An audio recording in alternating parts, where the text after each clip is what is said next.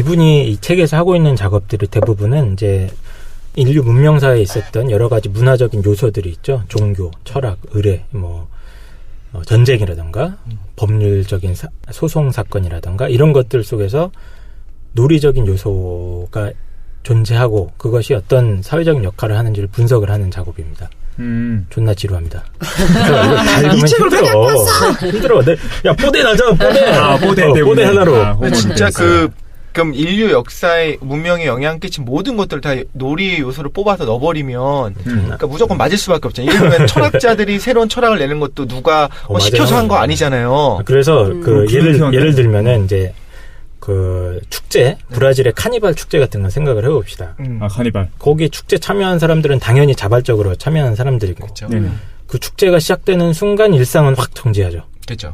물론 거기 축제 속에서 돈 벌고 있는 사람도 있겠지만 축제 자체의 목적은 사실 그건 아니잖아. 그렇지. 예. 목적은 아니죠. 목적이 뭐 일상적인 필요나 생물학적인 목적 이건 아니겠죠.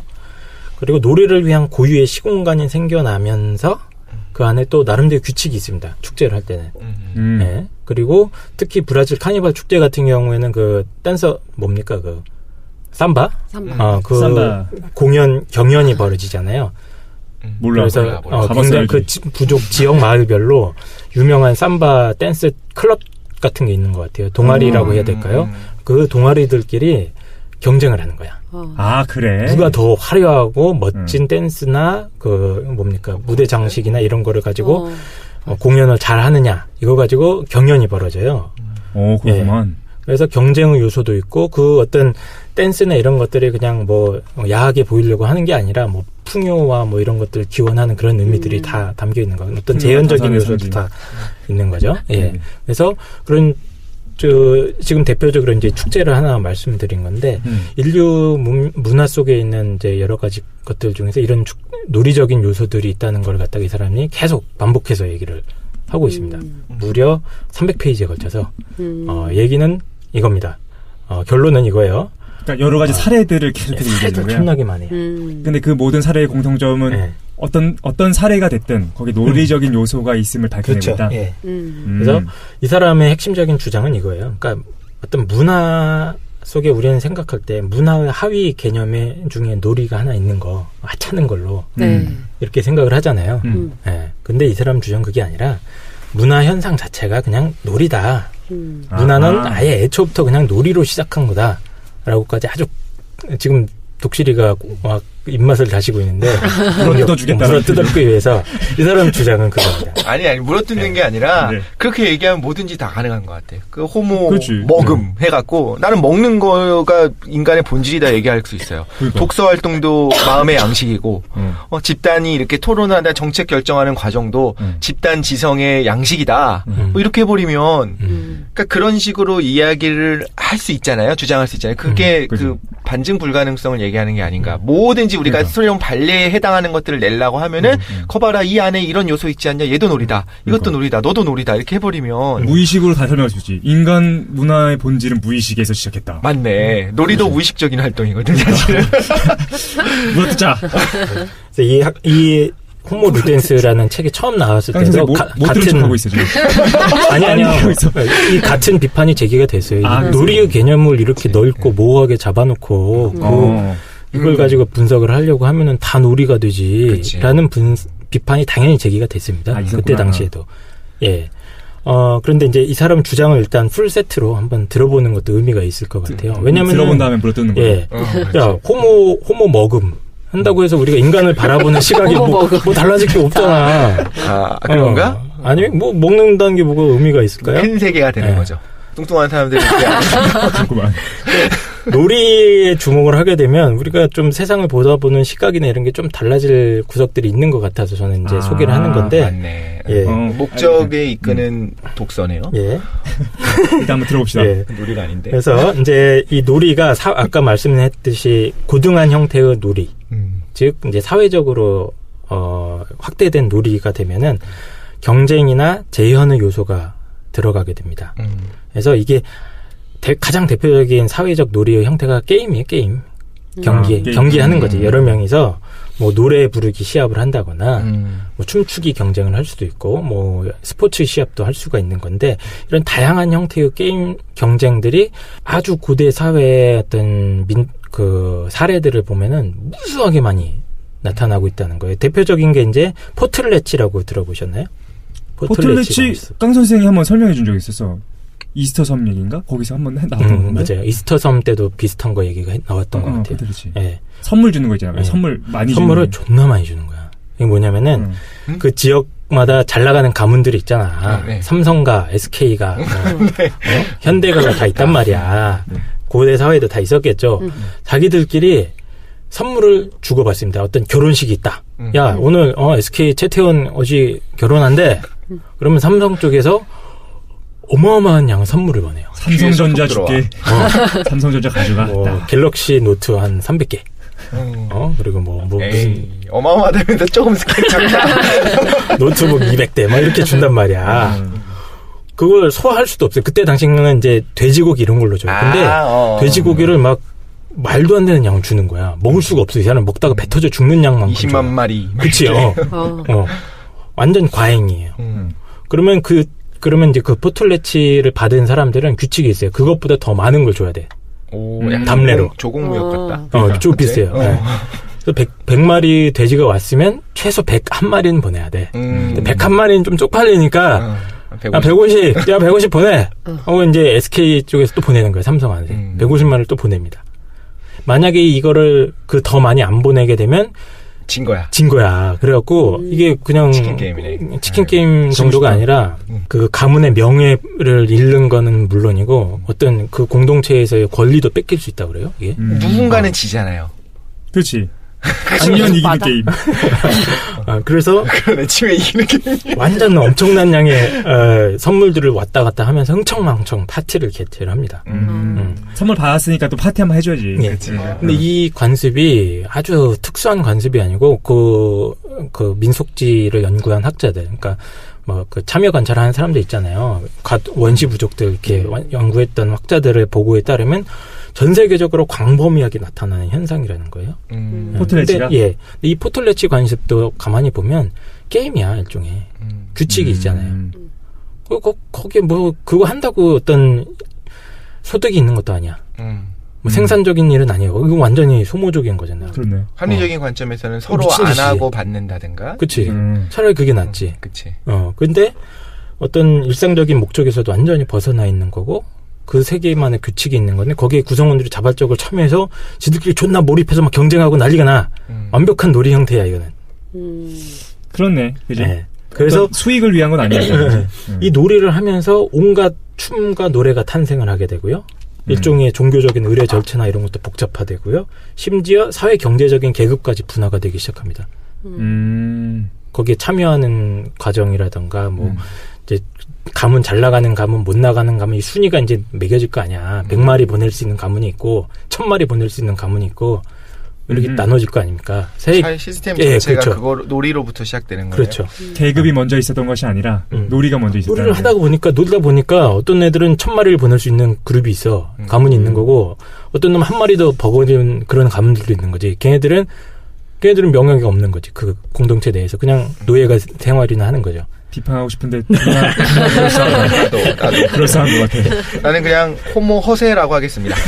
허세가 세상을 지배해갖고. 맞아요. 이거 진짜 허세 게임이야. 완전 그냥 자기만의 명예를 과시하기 위해서. 한편으로는 그 허세를 부릴 수 있다는 것이 자기의 능력인 거죠. 그렇죠. 능력이 있으니까. 이게 우리나라 결혼 문화에서도 지금도 발견이 되죠. 이런 것들은. 네. 그러니까 엄청난 양의 뭡니까 예물이를 한다거나 그렇죠. 엄청 말도 안 되는 양이 한다거나 그거 아니면 결혼 못하네 막 이러고 그런 관습들이 있는데 이거는 우리나라만의 악습은 아닌 것 같고 어느 세계에나 전통적으로 과거에서부터 있어왔던 허례허식들이 있었던 거죠. 근데 이런 것들이 하마셨다고 한 번에 주자고요. 예, 이제 좀 허례허식을 했습니다. 근데 별로 없어서 가진 게 없어서 저는 돼지 100마리까지 못 보냈고 한 마리 정도. 예. 이런 또 포틀레치 같은 관습을 통해서 윤리적인 개념도 발달한다고 그래요. 뭐냐면은 경기에서 이길 수 있는 힘이라던가 지혜, 용기 이게 미덕이 되는 거예요. 그 사회에서. 그리고 명예라는 개념도 거기서부터 발달이 되는 거죠. 명예라는 게 굉장히 중요한 게 이 게임에 공정하게 참여하는 게 굉장히 중요해져요. 룰을 어기면 안 되죠. 그렇지. 반칙을 써서 이겼다. 그러면 안 되는 거야.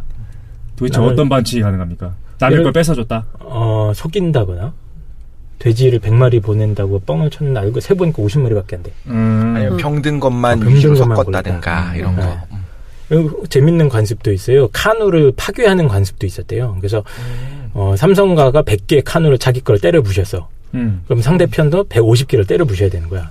이런 이상한 관습도 있었다고 하는데 어쨌든 이런 놀이하는 과정 속에서 사회적인 미덕의 개념도 발달을 하고 명예라는 개념, 공정한 경쟁의 개념 이런 것들이 발달을 하게 됩니다.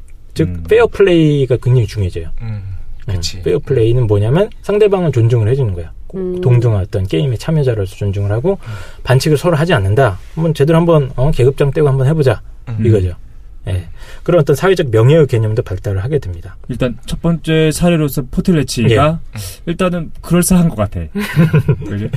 예. 이 사람이 또 들고 있는 중요한 사례 중에 하나가 법률적인 소송이에요. 재밌는데 이것도 그것도 게임이라고들 하더라고요, 정말. 그러니까 재판 과정도 게임이고 맞아요. 파워 게임. 우리가 지금 흔히 생각하기에 법률적인 다툼이라는 건 어떤 사회적인 정의를 실현하는 과정인 거고 굉장히 엄숙하고 진지한 과정이잖아요. 그렇네. 네, 그렇게 평소에 생각을 해왔는데 고대 사회에 있었던 법률적 소송 다툼 사례들을 분석을 해보면 이게 무슨 놀이 같은 형태가 많아요. 예를 하나 들어드리면 에스키모 부족들의 사례예요. 이 사람들은 어떤 상대방에 내가 불만이 생겼어. 얘가 뭐 내 돈을 떼먹었어. 독실이가 5천만 원을 가져갔어. 그래서 돌려준다고 했는데 3년째 안 갚고 있어. 그럼 내가 화가 나죠. 호소할 데가 없으니까 어떻게 하냐면 랩 배틀을 제안합니다. 아 진짜로? 진짜 랩 배틀이. 뭐냐면은 좋다. 드럼 시합을 하는 거예요. 드럼 치는 시합이에요. 에스키모 어느 부족이 이게 사례인데 몇 월 며칠 날 거기 나와 하면은 온 동네 방네 사람들이 다 모이는 거야. 그 북이 두 개가 딱 있어요. 그거 한 명씩 돌아가면서 북을 치면서 랩을 하는 거야. 노래를 하는 거죠, 사실은. 근데 노래 가사에 자기가 이 사람한테 담고 있는 어떤 불만을 다 표현을 하는 겁니다. 너 몇 월 며칠 내가 너한테 5천만 원 돌려줬지? 그거 갖고 못 까먹었어. 어저께 너 BMW 타고 다니느라 너 맞아 죽을래? 막 이런 것부터 시작해서 여기에 막 상대방에 대한 비방과 흑색 선정과 막 이런 게 난무한다고 합니다. 아예 쌍욕도 한대요. 너네 엄마 내가 뭐 이런 엄마 욕도 하고 막 존경해. 우리 엄마 내가 존경한다. 되게 좋은 방법인 것 같은데. 재밌잖아요. 이거 진짜 랩 배틀이야. 둘이 겉에서 랩 배틀 붙어가지고 이 시합의 승패는 누가 가리냐? 뭐 심판관이 있는 게 아니고 관객들이 가리는 거예요. 호응하는 정도로. 네, 그래서 얘가 뭐 랩 한마디 하면 관객들이 하고 네. 소리 지르러 기드래곤이 맨날 이겨. 그러네. 아니 그러면은 한편으로 우리가 이거 좀 딴 질문이거든요. 우리가 자기가 가지고 있는 악력이라고 했잖아요. 근력을 가지고 이제 폭력을 행사하는 건 잘못이라고 얘기했잖아요. 그럼 만약에 이런 랩 배틀이 벌어지는 세상에 살고 있는데 사실 입이 되게 빨라. 굉장히 잘해. 입 빠른 친구 누구 있던데 이름 뭐더라? 입 빠른 친구요? 입 빠르게 하는 그 래퍼 있잖아요. 뭐 그런 사람이 있어요. 그런 분이 있어 그 당시에. 스나이퍼? 아닌데 외톨이 했던 그러니까. 근데 아무튼 그런 분이 있으면 그분은 근력을 사용하는 건 아니지만 성대 근육을 사용하나? 자신의 어떤 우월적인 것을 사용해서 실질적으로 어마어마하게 출세를 했겠죠. 그렇죠. 아니 실력 행사가 가능하잖아요. 근데 그거는 전통적인 의미에서의 어떤 그 폭력은 아닌가요? 궁금했어요. 그게 항상 폭력이 될 수 있겠죠. 그것도. 그러니까 똑같은 형태가 사실은 랩 배틀 형태는 아니지만 그리스 로마 시대의 재판이 똑같은 형태였어요. 뭐냐면 변론술이라고 해서 그렇지. 배심원단이 있고요. 변호인이 있습니다. 네, 전문적으로 말하는 기술을 공부를 한 사람들이에요. 랩은 아니지만 말하는 변론하는 방법을 배워서 변호를 해주는 겁니다. 이 사람에 대해서. 네. 독실이가 5천만 원을 빌렸는데 이런 것 계약 조건이 있으니까 나중에 갚는 뭐 이렇게 해주는 거죠. 네. 그 과정에서 그 얘기를 듣고 배심 원단이 판단을 하는 겁니다. 지금이랑 비슷한 거죠. 지금 서양에서도 지금 그렇게 하는 거죠. 이게 아주 원시적인 랩 배틀 형태도 있었고 이게 이슬람권에서도 있었다고 그래요. 서로 욕하는 어떤 시합 같은 게 있었다고 그러고, 예. 그러니까 이것도 굉장히 광범위하게 관찰되는 현상인데, 이런 법률적인 소송조차도 그 원천을 굳이 따지고 가보면, 이런 어떤 과거의 어떤 논리적인 형태가 숨어 있다는 거죠. 그리고 전쟁도 마찬가지입니다. 전쟁도. 우리끼리 쳐다보고 있어, 지금. 그래? 전쟁도. 네, 전쟁도 우리가 보기에는 이거 놀이다라고 하긴 좀 너무 잔인한 거잖아. 너무 무자비한 거고 사람 목숨 가지고 장난하냐 이렇게 비판할 수도 있을 텐데 전쟁도 아주 초기의 형태는 거의 시합의 형태예요. 운동 경기 형태였어요. 그래서 고대 사회의 전쟁이 중요한 룰이 하나 있습니다.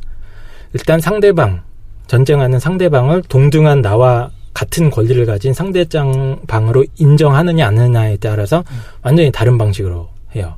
만약에 상대방이 악마야, 이단이야, 완전히 그냥 야만인들이야. 그럼 무자비하게 죽이기도 해요. 학살을 하죠. 그렇죠? 근데 그게 아니라 얘는 나와 같은 동등한 권리를 가진 사람이야. 그렇다면 전쟁의 양상이 완전히 바뀝니다. 이거는. 거기서 제일 중요한 건 페어 플레이예요. 그치. 특히 고대 사회에서. 그래서 나름대로 전쟁의 규칙들이 있어요. 맞아. 네. 다 일치를 모여가지고 이제부터 시작한다 딱 얘기를 하고 하게 되잖아요. 그러니까 고대 전쟁사들. 네. 예, 예를 들어서 뭐 아테네랑 스파르타가 싸울 때랑 그 다음에 이제 그리스 문화권이랑 오리엔트 문화권이 싸울 때 다르겠다. 양상이 다르죠. 근데 고대 전쟁 자체가 실제로 그 말씀해주신 게 정말 설득력이 있는 게 사실 우리가 생각하는 전쟁이 좀 달랐거든요. 좀 럭비 경기 같은 수준? 맞아. 사상자도 별로 없었어요. 그러니까 미는 수준인 거야. 군대 둘이 충돌을 하게 되면 일선에 있는 사람들은 다 죽을 거라고 생각을 하는데 계속 서로 밀어대기만 하고 실질적으로 칼을 쓴다든가 사상자가 발생을 안 해요. 그러다가 언제 그게 발생하게 되냐면 그러니까 한쪽의 전열이 무너지면 도망가기 시작해요. 그럼 등이 보이잖아요. 그러면은 지금 깡 선생님이 말씀해 주신 이론에 의하면 이제 페어플레이가 깨진 거야. 걔는 그 경기 게임에서 도망간 비겁자가 된 거야. 그럼 그렇게 등을 보이게 되면 그때부터 칼을 등에다 꽂게 돼요. 그래서 사상자의 발생은 대부분 전열이 무너질 때 나타나게 되기 때문에 이런 의미로 생각해 보면 놀이가 맞는 것 같은데 이제 원거리 무기들이 발달하기 시작하면서 활 같은 거라든가 총 전략 전술이 발달하죠. 그렇죠. 그러면서 이제 지금은 전쟁이 좀 양상이 달라졌죠. 기원전 7세기에 그리스 도시 국가들의 싸움 사례들을 살펴보면 싸움 규칙을 적습니다. 합의문을 만들어요. 양쪽 대표가 나와서. 그래서 아르테미스 신전에 바칩니다. 야, 우리 이대로 싸우겠습니다. 합의서를 내출하는 거야. 이번에 죽방 날려도 우리는 서로 상호 고소하지 않겠습니다. 뭐 이런 거 합의각서를 쓰는 거야. 사시미는 쓰지 않겠습니다. 진짜야. 그래서 창, 화살, 투석기 같은 장거리 무기는 쓰지 않겠습니다. 그게 있는 거예요. 그리고 우리는 긴 칼과 짧은 칼만 쓰겠다. 딱 해가지고 몇 월 며칠 나와. 맞짱을 뜨는 겁니다. 아주 더 고대 사회의 전쟁은 1대1 형태로 많이 됐어요. 그러니까 대표 선수 한 명씩 나오는 거야. 삼국지. 그치, 실제 삼국지 일기토야. 야, 위나라에 누구 나와라. 총나라에서 누가 나와서 한번 딱 붙어서 누가 딱 치면은 됐다. 이 성 니네가 가져가라. 뭐 이런 거지. 사기가 꺾이니까 그쪽 편이 끝난 거죠, 게임이. 근데 실제로 그랬어요? 그러니까 우리가 실제로 그랬어요. 삼국지 게임 같은 거 해보면 일기토 하니까 그게 아니라 실제로도 그랬던 거예요. 그러니까 아주 고대 사회. 삼국지 시대보다 더 옛날 전쟁 기록들을 보면 이제 호메로스가 쓴 그런 저기 뭡니까 일리아드 이런 것도 보면 일기토가 굉장히 중요해요. 뭐냐면 거기도 장면이 나오잖아요. 아킬레우스랑 헥토르가 맞짱 뜨잖아요. 마지막에 그걸로 전쟁 결판을 내는 거야 이제. 네. 그때 그걸 다 알았대요. 결국에 여기 있는 군인 집단들이 정말로 군인이 아니고 실제로는 생산력을 감당하는 농민이기도 하잖아요. 그때 그리스는 아니었을 수 있겠지만 그러니까 그걸 함부로 죽이는 거를 잉여가 많지 않았기 때문에 절약하기 위해서 영웅들이 싸우는 거지. 근데 실제로도 마찬가지인 게 삼국지 같은 데서 일기토로 해서 이제 지잖아요. 도망가기 시작하면 사륙을 한다고 하지만 실질적으로는 전멸시키는 경우는 거의 없어요. 도망가는 거야. 그리고 그걸 포 위에서 포로로 만들고 그 다음에 포로를 죽일 수는 있겠지. 근데 실제로 전쟁에서 전쟁 중에 이제 칼 맞아서 죽는 경우는 그렇게 비율이 높지 않다. 그렇죠. 네. 그래서 중세까지만 해도 전쟁 날짜, 장소를 사전에 편지로 교환합니다. 어느 들판에서 한번 붙자. 그때까지 나와라. 그래갖고 재밌는 사례들이 그 날짜에 맞추려고 막 무리해서 가다가 막 전쟁을 패하고 이러기도 해요. 납부되고 죽고. 왜냐하면 페어플레이가 그만큼 더 중요한 거야. 자존심인 거죠. 자존심이야 진짜. 명예. 그래서 이 전쟁에 드러나는 어떤 이런 놀이 요소들, 어떤 규칙을 준수하고 페어플레이를 지키고 거기에 이제 뭡니까 전쟁판도 하나의 장기판 같은 거죠. 그쵸. 체스판 같은 게 열리는 그렇죠. 거죠. 완전히. 예. 거기에 참여하는 군인과 민간인은 완전히 구분됐어요. 옛날에는. 그쵸. 지금은 좀 달라졌지만, 예. 그러니까 참여자들도 독특한 성격을 띠게 되고 이런 논리적인 요소들이 있는데 이 사람 분석에 따르면 이런 전쟁의 어떤 논리적인 요소들이 어떤 기사도 정신이라든가 중세 시대에 나타나는 뭐 나중에 나타난 어떤 국제법 정신, 포로 교환 협정 이런 것들까지 다 연결이 되는 아주 중요한 요소였다라고 분석을 하고 있습니다.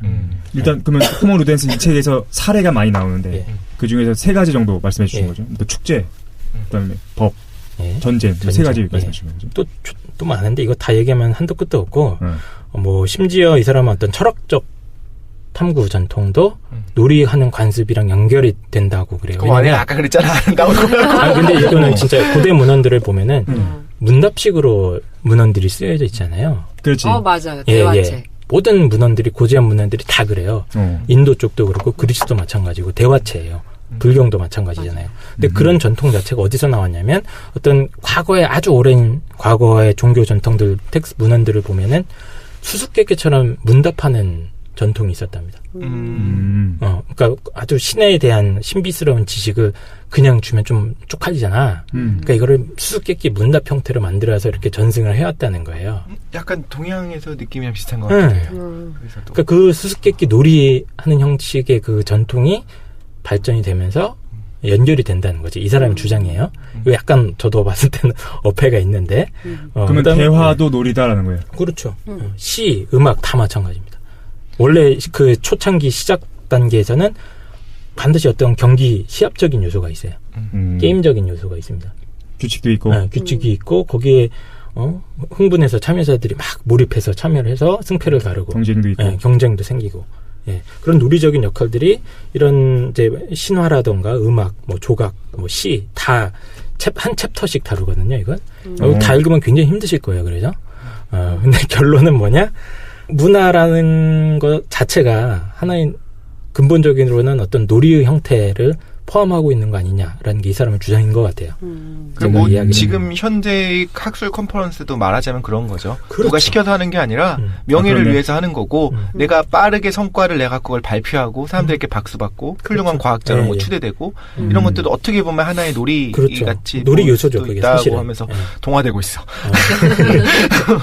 일단 궁극적인 그 결론은 그거다. 예. 어떤 인간의 문화라는 것이 놀이에서부터 기원됐다. 놀이가 더 근본적인 거 아니냐.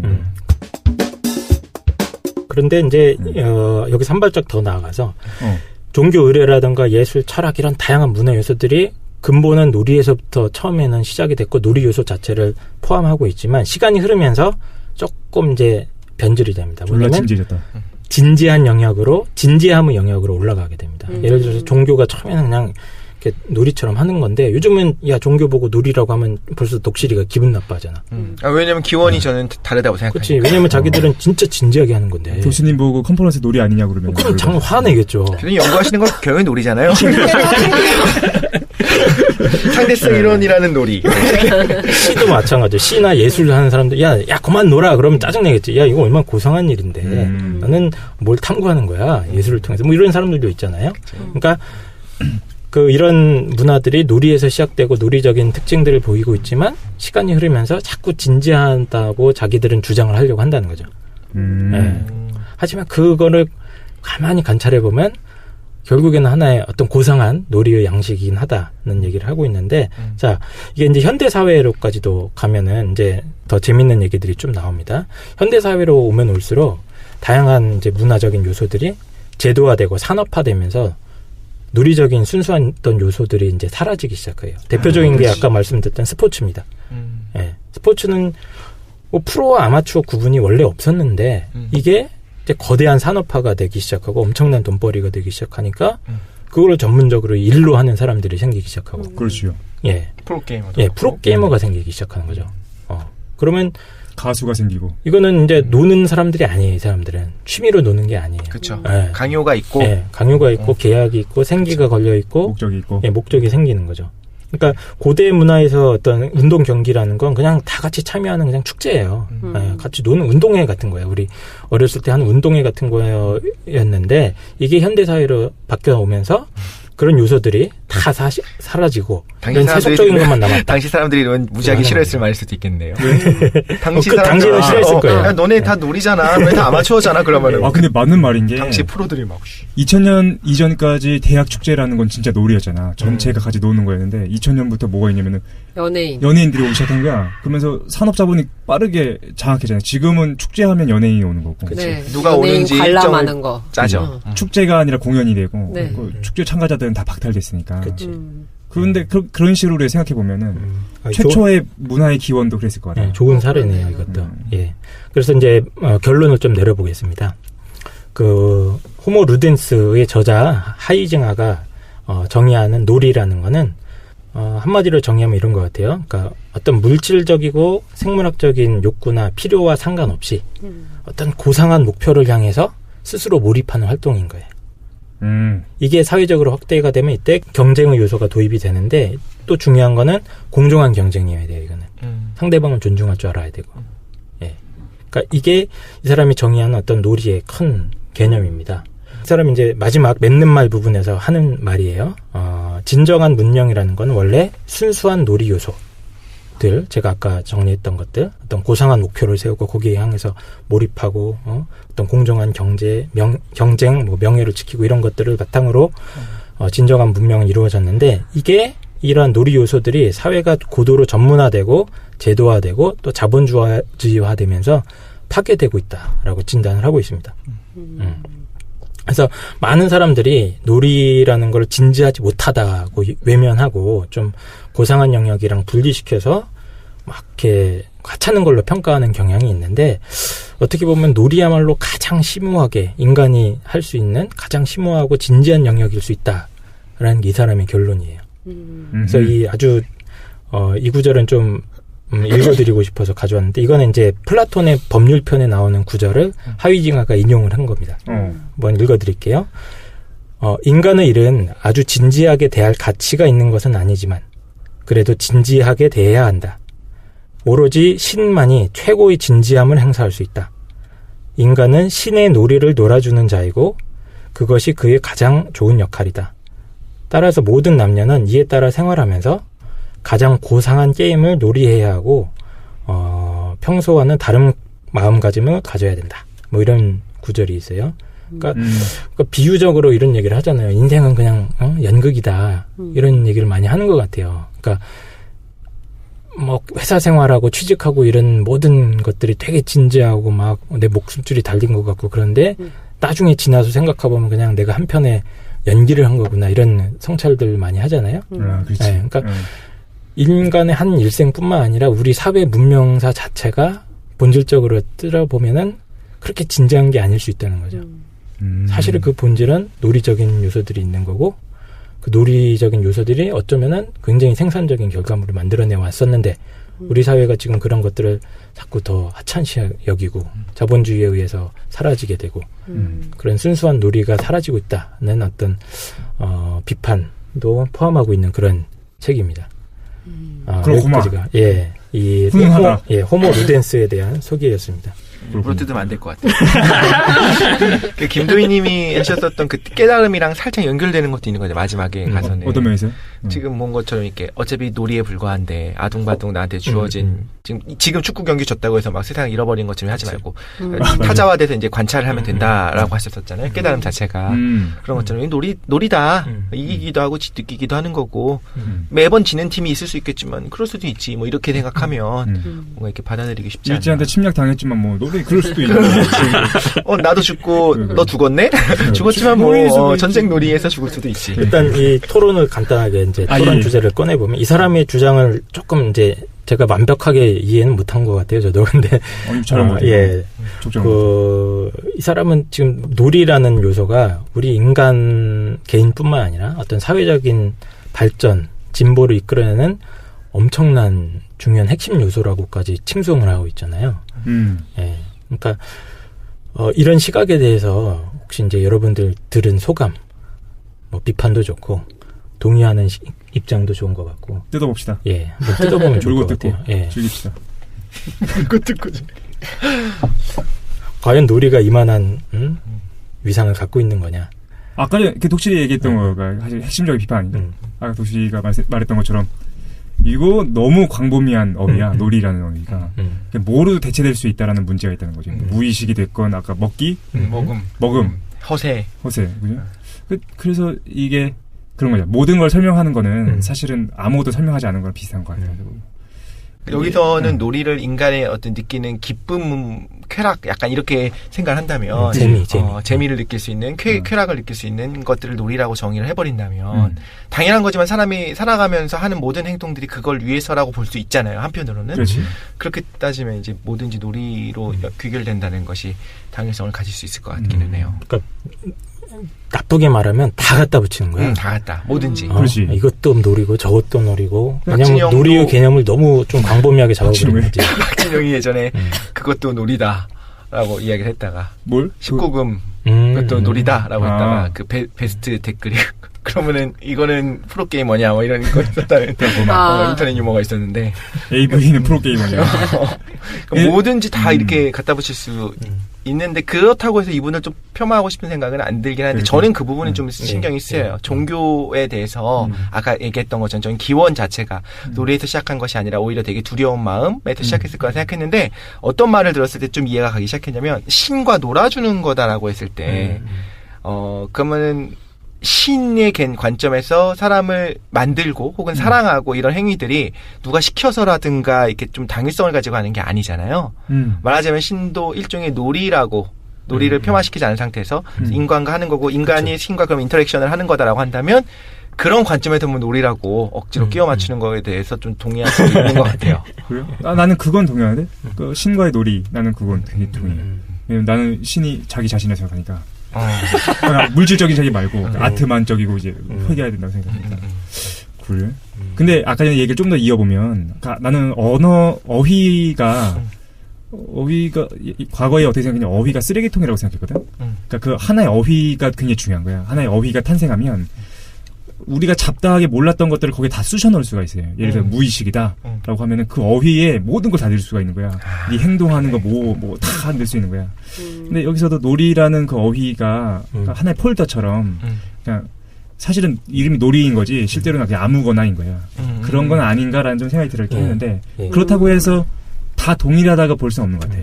놀이 폴더라고 묶은 것과 아무거나 폴더 아니 무의식 폴더 어쨌든 쓰레기통인 건 비슷한데 근데 놀이라고 이름 붙임으로 해서 전달하는 메시지가 생기는 것 같아요. 그러니까 너무 진지하거나 그런 행위보다는 그러니까 그런 비판을 좀 이제 이겨낼 수 있으려면은 이 작가가 하려면은 이제 이 책에 나오는 다양한 사례들이 중요할 것 같긴 해요.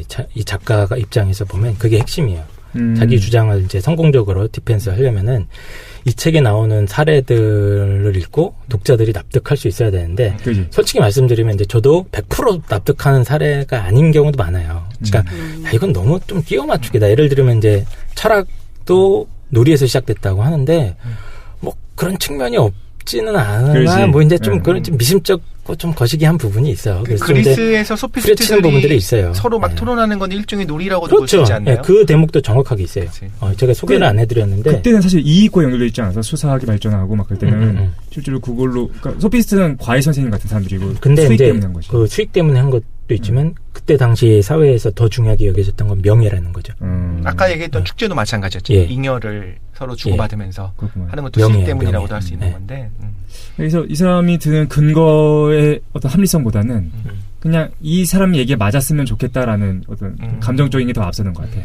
수많은 종교들이 있을 것이고 수많은 어떤 철학의 행위들이 있을 텐데 그 중에서 사실 이 주장에 맞는 것들만 사례로 쏙쏙 뽑아왔을 수도 있는 거잖아요. 그러니까 한편으로 그러니까 인류의 어떤 문명 발전에 놀이가 사실 중요한 역할을 했다라고 하면은 당연히 이제 고개를 끄덕일 수밖에 없는데 놀이가 사실은 제일 중요하다라고 이렇게 딱 얘기를 하기 시작하면 이런 생각이 들 수도 있는 호모 루덴스까지 나 얘기하기는 그러니까. 이제 너무 뻥치기 된 감이 있을 수 있을 것 같아요.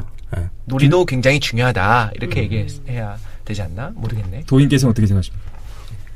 저는 뭐랄까 이렇게 큰 맥락에서 생각하지 않고 이렇게 소개해 주시면서 듣는데 여러 가지 생각이 났어요. 그 기본적으로 약간 아련한 자꾸 감정이 많이 들었어요. 왜냐면은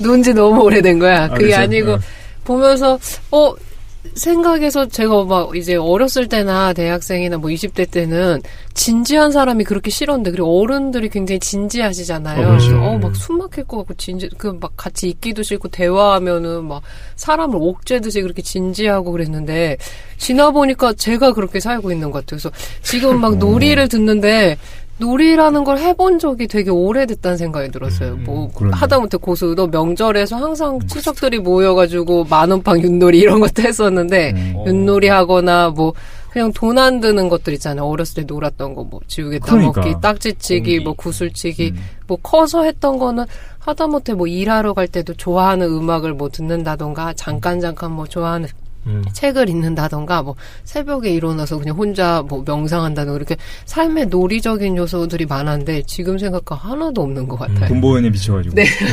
되게 각박해졌지. 네네. 네. 그러니까 우리 뭐 부모님 세대는 특히 이제 그런 걸 강조했죠. 쓸데없는, 좀 쓸데없는 것 좀 하지 마라. 뭐 저 철학할게요. 그러면 당연히 싫어하지. 근데 잘 생각해보면 레오나르도 다빈치 같은 사람을 생각해보세요. 아니면 스티브 잡스, 그 덕후들, 인류 역사를 움직여왔던 덕후들을 생각해보면 그 사람들은 그냥 노는 사람들이야. 그럴 수 있겠다. 스티브 잡스 같은 경우에는 돈 때문에 그런 게 아니잖아요. 그러니까 그 사람들의 어떤 일대기라든가 이런 것들 보면 그냥 프로게이머들 재밌는 거야. 그게 재밌고 그냥 그거 자체가 즐겁고 하니까 하는 거지, 뭐 딴 게 뭐 있어서 하는 게 아니거든요. 그렇구만. 예, 그 사람들은 그냥 그 순수한 기쁨에 빠져서 하는 겁니다. 그래서 제가 독실이가 잘 놀이꾼이라고 하는 게, 독실이가 오덕 스타일이거든요, 약간. 그죠? 모든 걸 오덕. 뭔가 자기가 관심 있고 이런 거에 가면 막 파고들어서 그거 자체가 즐겁잖아요. 그렇죠. 맞아요. 예, 그거 사실 노는 거지. 되게 잘 노는 거죠, 정말 잘. 생산력은 떨어지고. 근데 생산력이라는 거를 갖다가 그 당장의 관점이 아니라 좀 거시적인 관점에서 본다면 전혀 다른 결론이 나올 수 있을 거라고도 생각이 들어요, 저는. 사회 전체적으로 보면 그런데 어떤 생각이 드냐면, 우리가 지금 그러니까 잘하는 엘리트 몇 명을 두고서 이렇게 얘기하는 거를 잘못이라고 비판하잖아요. 야, 열심히 일하면 돈 많이 벌 수 있어. 현대사회를 탓하기 전에, 현대 이걸 하기 전에 네가 먼저 노력하고 네가 먼저 공부해라라고 이야기하는데, 사실 그건 시스템에서의 어떤 맹점들을 감추기 위해서 개천에서 용난 일부의 케이스를 가지고 남들을 비난하는 게 잘못인 것처럼, 동일하게 얘기하자면 스티븐 잡스 같이 어떻게 난 사람의 어떤 극히 일부의 사례들을 보면서 히키코모리라든가 그런 뭐 시체놀이만 하고 게으르고 맨날 집에서 이제 플레이스테이션만 하는, 전 엑스박스 하는군요. 엑스박스만 하는 이런 것들을 가지고 너네가 사실은 세상을 바꿀 수 있는 원동력이 될 수도 있어라고 이야기하는 것이 거짓말은 아니지만 오히려 위험할 수도 있지 않나는 생각도 조금 들긴 하네요. 근데 저는 그런 사람들이 세상을 바꿀 수 있다고 진짜로 믿긴 하는데, 바꾸는 몇 명과 바꾸지 못하는 다수가 이제 그럴 수도 있겠죠. 모르겠다. 어렵다. 모르겠어요. 저도 어려운 문제인 것 같긴 해요. 솔직히 이게 조금 어려운 게, 놀아본 적이 너무 오래진 것 같아요. 맞아요. 그러니까 사실 뭘 얘기하기가 좀 어려워. 그러니까 한국 사회에서 놀 수 있는 게 아무것도 없잖아. 특히 어른들이 놀 수 있는 것도 전혀 없고. 사실 우리가 여기서 처음 시작할 때도 놀이 아니었습니까? 우리끼리 그냥 얘기하고. 그렇죠. 원래 저희 이 방송 자체도 야, 재미라 하자 뭐 하다가 아무도 안 들을 게 확실해. 독실이 힐링 방송. 초심을 망각해. 지금 너무 지금도 진지해. 우리끼리 놀고 있는 거지, 넷이 앉아서. 그렇잖아요. 딱 맞네요, 그죠? 놀이로 시작했다가 진지함으로 끝나고 있는. 그렇지. 네. 그래서 진지한 주제 하지 말자고 해서 체크한 거잖아요, 사실. 부담스럽다고. 점점 진지해지고 있어요. 서로 우리가 막 자가검열로 시작했고, 이렇게 컨셉도 좀 바꾸게 되기도 하고. 그래서 자가검열이 생기기 시작했어요. 그게 좀 아쉬운 거. 나는 별로 없는데. 뭐 없어, 제일 많은 거잖아. 이미지 제일 많이 바꾸서 그래. 죽창 어디 갔어? 죽창이 여보 사랑해. 죽창 어디 갔네. 야, 근데 그 한국 사회에서 그러면은 외국에선 사람들은 노나 좀? 그러니까 그 얘기를 제가 하고 싶어서 마지막으로 준비를 해온 건데, 그러니까 놀이 문화라는 게 참 우리 한국 사회는 정말 잘 안 돼 있는 것 같아요. 그러니까 전혀 없죠. 잘 저도 뭐 외국 안 살아봤으니까 몇 번 이제 귀동냥을 듣고 너무 또 대한민국을 비하하게 되잖아요. 우리나라가 여기 살다 보면. 근데 제일 부러운 거는, 근데 굉장히 오락 문화가 되게 잘 발달돼 있는 것 같아요. 서구 사회일수록 잘 돌아가는 사회일수록. 그러니까 여가가 풍부하고 기본적으로. 밤놀이는 서울이 1등이라며. 그러니까 맨날 술 먹는 거 말고 이제 뭐 공연 문화라든가 뭐 독서 문화라든가 토론 문화라든가 토론 문화도 있을 수 있을 것 같고, 그러니까 예를 들면은 영미권의 출판 시장 규모가 엄청나거든요. 그러니까 독서 활동이라는 것도 그냥 혼자 노는 거긴 하잖아. 근데 그 인구가 어마어마하게 많아요. 그러면 그 놀이판에서 놀이를 잘하는 사람들, 책을 잘 쓰는 사람들이 먹고 살 수가 있게 되죠. 아니면은 미국 사회 같은 경우는 또 공연 문화가 굉장히 발달돼 있잖아요. 그러니까 연예인들이 꼭 우리나라처럼 무슨 뭐 방송에 출연하지 않아도 동네 클럽이나 이런 데서 또 시작을 할 수가 있어요. 그러니까. 뭐 힘들지, 먹고 살기 힘들어요, 걔네들도. 그러나 우리나라는 아예 먹고 살 수 있는 방법 자체가 없죠. 그런 놀이꾼들이. 그러니까. 음악하는 사람들, 시 쓰는 사람들, 뭐 드라마, 글 쓰고 싶은 사람들, 이런 훌륭한 놀이꾼들이 있는데 이 사람들을 위한 사회 경제적인 여건이 너무 열악한 거예요. 우리 MP3 이런 거 한국 우리 뭡니까 지니 뮤직 이런 거 뭐야 벅스 뮤직으로 다운받으면 그 작곡한 사람한테 8원인가 간대요. 수익 구조가 도토리 대신 줘가지고 문제됐죠. 네. 그러니까 이게 도토리를 줘? 그렇잖아. 이런 상태에서는 이게 놀이 문화를 만들어낼 수 있는 사람도 없고 그거를 우리가 즐길 수 있는 여유도 없죠 지금 한국 사회에서는. 이 사회 경제적인 문제랑 다 엮여 있긴 합니다. 사실 근원이 그거지. 네. 경제적인 여건이 놀지 못하게 만들었어요. 네. 그러니까 그게 먼저인지 뭐 닭이 먼저인지 달걀이 먼저인지 모르겠는데 사람들의 기본적인 인식 자체도 노는 거를 너무 안 좋게 생각해. 아, 그렇죠. 시간 낭비라고 생각하고 야, 그 시간에 토익 공부해. 이 정서가 지금 젊은층에도 있고 모든 게 너무 진지해졌어요. 네, 너무 진지해지고 있죠. 놀 수가 없죠. 환경 자체가. 그치. 놀다 도태되지. 네. 우리 때는 대학 들어가면은 다 이제 동아리로 들어가는 게 사실 놀이의 동아리였잖아요. 그렇죠. 맞아. 지금은 다 무슨 토론하고 스펙 쌓고 그런 뭐 창업 동아리, 취업 동아리 뭐 이렇게. 모르겠어. 그들 나름의, 그러니까 우리 때는 뛰어노는 것이 놀이였는데 요즘 애들은 다 뛰어놀지 못하고 학원밖에 못 다녀서 불쌍하다고 하는데 그 안에 들어가 보면 걔네들이 실제로 너무 비참한 것이 아니라 그 안에서 노는 문화가 생겨나는 것처럼. 존나 비참해. 그러니까 어쩌면 들어가자마자 옛날에 뭐 밴드 활동하고 이런 거 하면서 되게 기쁨을 느꼈는데 요즘은 무슨 너 들어가서 토론 동아리를 하고 광고 동아리를 뭐 주식 투자 동아리를 하냐 하는데 그 안에서 또 나름의 놀이를 느낄 수도 있지 않을까 싶은 생각도 들기도 하네요. 그럴 수는 있겠죠. 네, 근데 좀 빡빡하죠. 전체적으로. 네, 그러니까 아까 최 사장도 말을 했는데 우리가 다 내 사람들 제대로 놀아본 경험이 저도 최근에 진짜 없는 것 같아요. 요즘 맨날 놀아. 내가 말했잖아. 놀이꾼이라니까. 나도 한 5, 6년을 한 번도 안 놀아가지고 요즘에 시간이 좀 생기면은 불안해. 딴 걸 하려고 그러고. 뭔가 내가 뭘 해야 되지 않겠나. 통장적인 거 막 하려고. 통장 잔고를 채워야 될 것 같은 생각이 들고 저도 자꾸 요즘 계속 그러거든요. 또 결혼을 하시니까 맞아요. 아니 저 행복해요. 행복하다고 써있어요. 그래서 한국 사회의 어떤 놀이 문화에 대해서도 좀 이 방송을 통해서 꼭 다시 한번 생각해보는 계기로 삼고 싶다는 욕심에 사실 이 책을 고른 겁니다. 그렇군요. 네. 좋다. 좋네. 네. 생각해보니까 어떻게 보면 좀 건전한 놀이가 없다 보니까 매번 간이 혹사당할 정도로 술을 어마어마하게 마시는 사실 한국 같은 음주 문화가 찾아보기 힘들다면서요. 있어요. 또 이탈리아? 저기 러시아나 뭐 몽골 쪽 그렇죠. 그러네. 한번 마시기 시작하면 죽을 때까지 마시는. 근데 뭐 그 서양 그러니까 드라마 같은 거 보면 단 한 번만 취한 모습을 보여도 이거 알코올 중독 아니냐. 맞아요. 병원에 갔다라 하는 데가 있는데 우리나라는 안 취하면 이상하게 보잖아요. 그러니까 왜 안 취하냐. 왜 거부하냐 말이죠. 저는 뭐 그런 놀이 문화가 잘못됐다는 건 아니고 이제 다양성이 부족한 게 제일 힘든 것 같아요. 네, 다양성이 부족한 것들. 그렇구만요. 예. 어쨌든 뭐 되게 중요한 거는 이 정도까지 했고. 그래. 훈훈하게 잘 끝난 것 같은데. 마지막으로 한마디씩 한 다음에 요 오늘 말씀해 주신 게 이제 호모 루덴스. 누가 이름이 뭐야? 하우징아? 뭐야? 호이징아라고도 하고 네. 좀 발음이 다양한 것 같아요. 그래서 호모 루덴스에 대해서 우리가 잘 알게 됐습니다. 재밌는 것 같네요. 네, 재밌습니다. 마지막으로 한마디씩 한 다음에 좀 정리하도록 하죠. 제가 먼저 하면은 이 얘기도 좀 불편하시는 분들이 있을 것 같아. 뭐냐면은 저희 방송에 이제 되게 다양한 계층이 듣지 않습니까? 근데 이제 막 지금 취업 준비하고 뭐 할 수 있는 게 없는 사람의 입장에서는 이거 겨를이 어딨어. 놀 겨를도 없고 그럴 것 같아서 남의 얘기 같기도 할 것 같다. 사치죠, 사치. 그렇지, 사치인 것 같기도 해. 한국 같은 상황에서 그렇죠. 그런데 뭐 이렇게 볼 수도 있을 것 같아요. 누구지? 사르트르가 직업에 대해서 뭐라고 얘기하냐면은 심오한 놀이다. 그 얘기하잖아요. 그러니까 사람들이 직업을 정체성으로 갖는다는 거야. 그리고 그 직업 뒤에 숨는다는 얘기 하거든요. 의사는 내가 정말로 의사의 정체성을 갖고 있는 것처럼 말하고 행동하고 생각한다는 거지. 반면에 내가 택시 운전사면은 마치 택시 운전사인 것처럼 말하고 행동하고 그렇게 생각한다는 거야.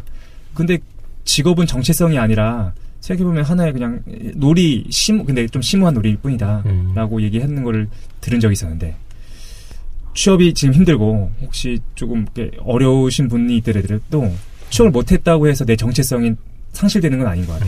나의 어떤 고귀함이나 존엄성이나 그런 게 상실되는 건 아니고, 아직 심오한 놀이, 내가 맞는 놀이 못 찾은 것 뿐이니까. 되게 우리 자전적인 얘기하는 거야? 평생 프리랜서로 살았어. 그렇습니다. 그래서 많은 걸 생각하게 된 재밌었다 라는 생각이 듭니다. 다른 분들은 어떠신가요? 그것도 동의를 하고요.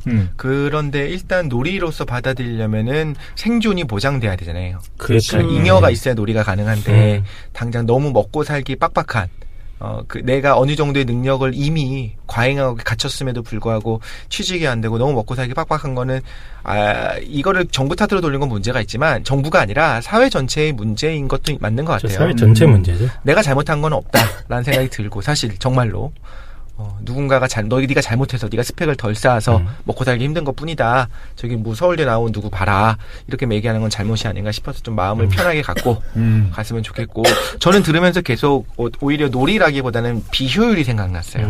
전쟁도 과거에 어떻게 보면 내가 무언가를 차지하는 입장에서 비효율이었잖아요. 효율적으로 싸우려면 멀리서 원거리 무기를 날려버리고 매복했다가 덮쳐버리고 이런 것들이 더 효율적일 수 있는데, 오히려 페어플레이를 위해서 비효율을 택했었던 것이 과거라면 지금은 모든 면에서 효율을 택한 거예요. 그냥 어떻게 효율적으로 사람을 죽일 수 있을까, 전쟁에 관련돼서 그렇게 되는 것이고, 스포츠에서도 어떻게 해야 프로게이머들의 세상 그 다큐멘터리 같은 거 보니까 장난 아니던데요. 그 초당 키보드를 몇 개를 치는가 이런 것들, 단축키를 그런 걸 했을 때 가장 효율을 높여서 끌어올리기 위한 노력들을 하게 되고, 스포츠 선수들이 이제 약물을 복용하는 것도 더 효율을 높이려는 거잖아요. 물론 그게 페어플레이는 아니지만 이런 면에서 갈 때 과거의 비효율이라고 하는 것의 미덕을 좀 생각해보는 시간이 됐었던 것 같아요. 좋습니다. 저는 오늘 되게 좋았었던 것 같아요. 요즘 되게 생활 자체가 이렇게 약간 삭막해가지고 건조한 생활이었다면, 오늘 들었던 거를 통해가지고 놀이에 대해서 생각해보면서 마치 이온 음료처럼 그런 시간이었던 것 같아요. 그 예전에 조카들이랑 같이 살 때 별것도 아닌데 얘네를 밖에 데리고 다녀가면 나와서부터 막 엉덩이를 실룩실룩 하는 거, 막 3, 4살짜리들이 너무 신나는 거예요. 좋아서. 네, 근데 뭘 특별한 걸 하는 건 아니거든요. 로봇을 제가 사주거나 이런 것도 아닌데, 나와서 흙 집어먹고 개미 관찰하고 나뭇잎 만져보고 이런데 막 너무 신이 나가지고 들떠있는 모습을 막 봤는데, 삶에서 그런 게 소소한 게 필요하고, 다시 그런 거를 좀 찾아서 해야겠다는 생각이 들었어요. 저 아침에 이렇게 오는데, 어제 이제 일하고 새벽에 잠들어서 아침에 눈 뜨고 오려니까 너무 죽겠는 건데, 나왔는데 칼바람이 부니까 너무 피곤하고 다시 집에 가서 조금만 쉬었으면 좋겠다 이런 생각이 들었는데,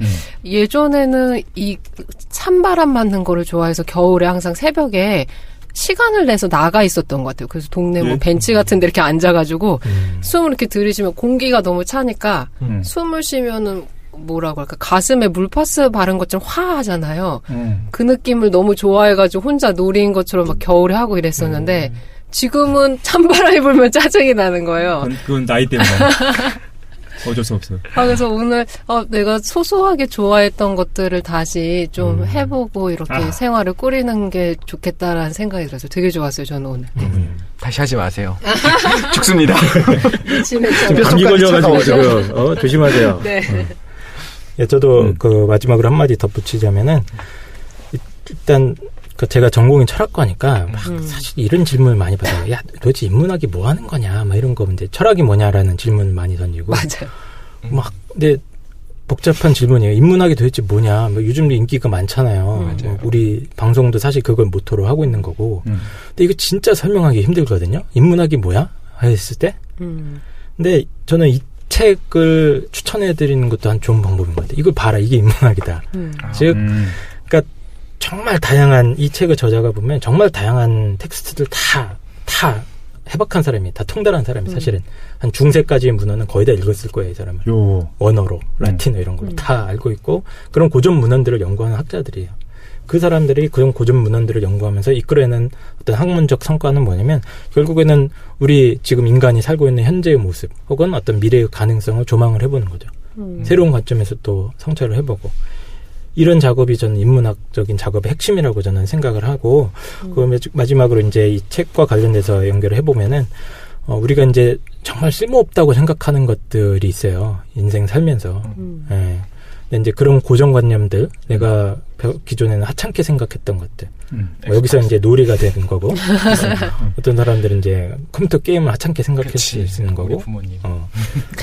그러나 이런 것들의 가치에 대해서 우리가 한번 좀 진지하게 생각을 해보는 것이 내 삶에 되게 건강하게 해주는 그런 또 사회를 건강하게도 해주고 그런 것이 될 수 있지 않을까 싶고 한국 사회의 어떤 놀이 문화가 참 다양하게 번성했으면 좋겠습니다만 좀 먼 미래의 일 같습니다. 우리는 그냥 컴퓨터 게임이나 하면서 소소하게 놀아야지. 인문학이 뭔지 알려달라고 하는데 저 책을 추천하시죠. 손님 다 떨어지겠다. 안 되겠다. 네, 좀 어려워요. 너는 조심하세요. 모르는 거야. 너는 못하는 거야. 이런 얘기가 돼. 대충 읽으세요 그냥. 네, 알겠습니다. 오늘 첫 번째 이제 지대부 오랜만에 했는데 좋았어요. 좋았습니다. 호모로 댄스.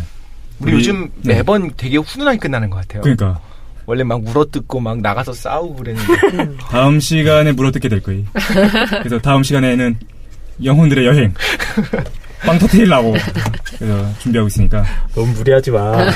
사후세계 같은 건가요, 그것도?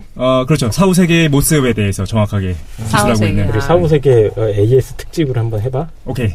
그거 준비해서 잘 정리해드리도록 하겠습니다. 일단 오늘 고생 많이 했고. 최사장 책 사주시는 분들이 저 모습을 알아야 되는데. 사실 진정한 관심은 외계인과 사후세계라는 거. 그러니까 오늘 여기까지 하는 걸로 하죠. 고생하셨습니다. 수고하셨습니다.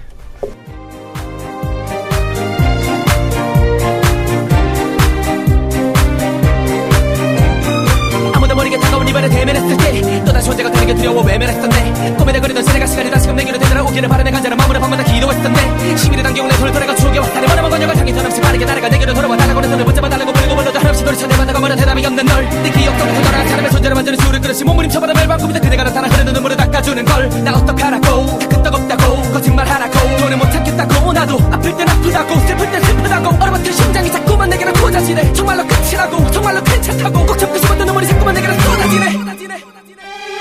상처를 체험해줘 사람 어디가 없나. 가만히 놔두다가 끊임없이 덧나. 사랑도 너무나도 겁나. 혼자인 게 무서워 난 잊혀질까 두려워. 상처를 체험해줘 사람 어디가 없나. 가만히 놔두다가 끊임없이 덧나. 사랑도 너무나도 겁나. 혼자인 게 무서워 난 잊혀질까 두려워. 내가 왜 둘이 맘에 문을 닫고 슬픔을 등에 지고 살아가는 바보.